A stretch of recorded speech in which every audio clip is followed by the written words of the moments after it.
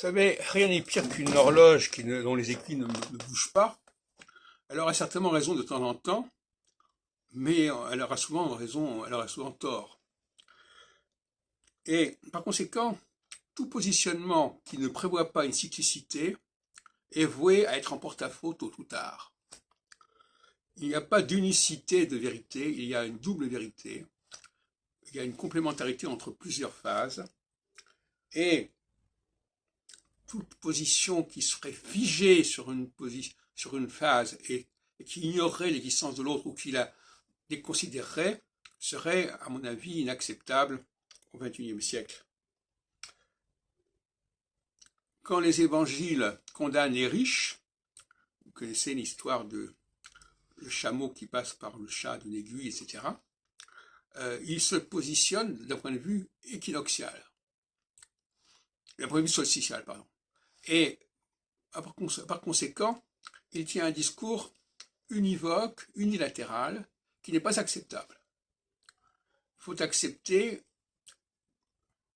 un roulement, il faut accepter une alternance. Et cette notion d'alternance, elle n'est jamais parfaitement comprise.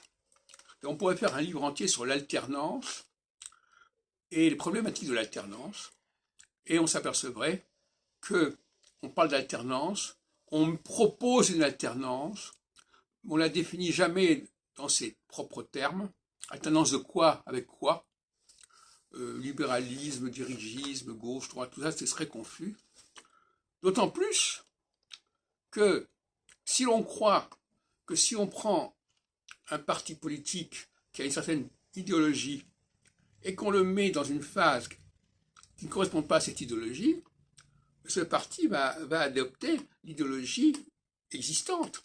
Et donc, par conséquent, l'alternance, de toute façon, elle existe, qu'on le veuille ou non, elle existe. Mais il y a des rigidités considérables qui créent beaucoup de retard, qui créent beaucoup de frottements, et ça, c'est tout à fait fâcheux.